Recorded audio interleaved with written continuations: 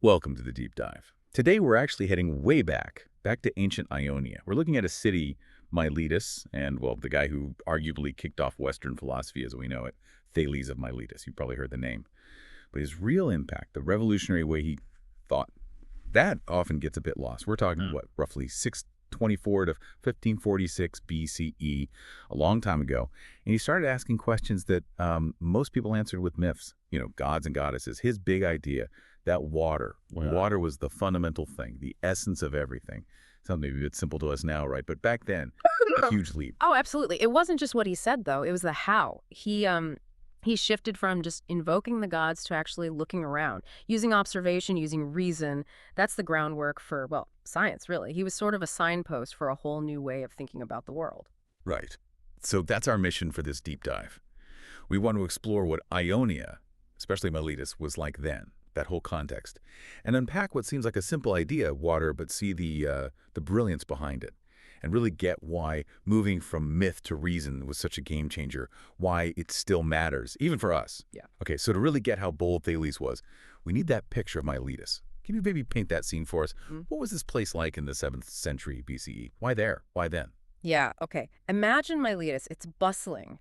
Right on the Aegean coast. You'd smell the sea, exotic spices maybe. It wasn't just some quiet town. They called it the Pearl of Ionia, a real powerhouse, especially with its ships. The harbors would have been jammed, ships coming and going constantly, bringing in goods, papyrus from Egypt, maybe dyes from Phoenicia, but also, crucially, bringing in ideas, different ways of thinking, Babylonian astronomy, Egyptian geometry. So you have this intense mix of cultures, plus wealth, plus a degree of political freedom. It made Miletus this intellectual hotspot, less tied down by old traditions than maybe, say, mainland Greece. Okay, so real crossroads, a perfect environment for new thinking to spark.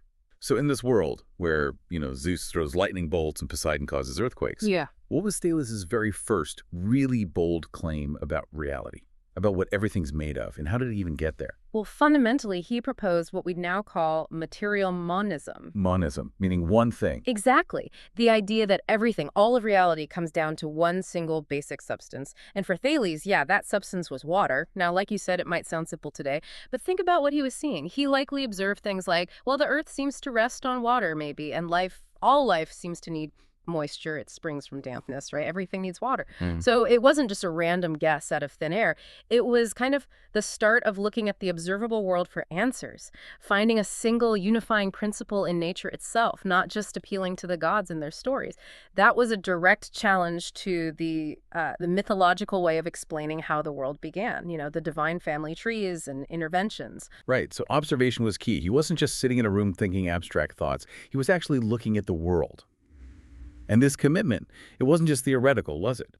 We hear he traveled, went to Egypt, learned geometry, astronomy. How did he use these, new tools of reason? How did he show people they actually worked? Those travels, especially to Egypt, seem really important. Yeah, he didn't just learn geometry passively. He used it. There's that famous story, maybe you've heard it, about measuring the height of a pyramid.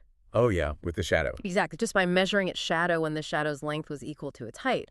Simple, but it showed people, look, this abstract reasoning, it has practical power in the real world. But maybe the most dramatic example, the thing that really made people take notice, was the solar eclipse, around 585 BCE. He predicted a solar eclipse. Okay, that's huge. Back then, an eclipse must have been terrifying. A bad omen, a sign from angry gods. Absolutely terrifying for most people. So when Thales predicts it, and then it actually happens, Mm-hmm. and he gives a natural explanation, how do people react? Was it like, okay, no more gods? Or Well, the story goes there was actually a war going on between the Lydians and the Medes. And suddenly, the sky goes dark, just like Thales supposedly said it would. The soldiers, they freaked out, saw it as a divine sign, apparently, and stopped fighting. Made peace. But Thales' point was different. He was basically saying, look, this isn't random. This isn't some god getting angry. This is the cosmos working in a predictable, orderly way. Now, did everyone immediately ditch the gods? Probably not. Fear and awe were likely still the main reactions for many. But the fact that someone could predict it using reason and observation and offer a non-divine cause that planted a seed, it suggested the universe wasn't just chaotic whims, it had rules. Rules humans could figure out. That's a powerful demonstration. And his focus on observation, it wasn't always so grand and cosmic, right? There's that other famous story, the slightly funny one, about Thales and the well. Ah, yes. Falling into a well because he was too busy looking at the stars, and the servant girl laughing at him, saying something like, "You want to know what's in the sky, but you can't even see what's at your feet." Right. But his supposed reply is just perfect Thales, something like, "Maybe I fell in the well, but I'm reaching for the stars." It captures his whole attitude, doesn't it? It wasn't about being clumsy or out of touch. It was about prioritizing the big questions. Questions like, where did everything come from? How did the world start? His water theory was his attempt at an answer, grounded in what he saw around him. So even when he literally stumbled, his mind was on the cosmos.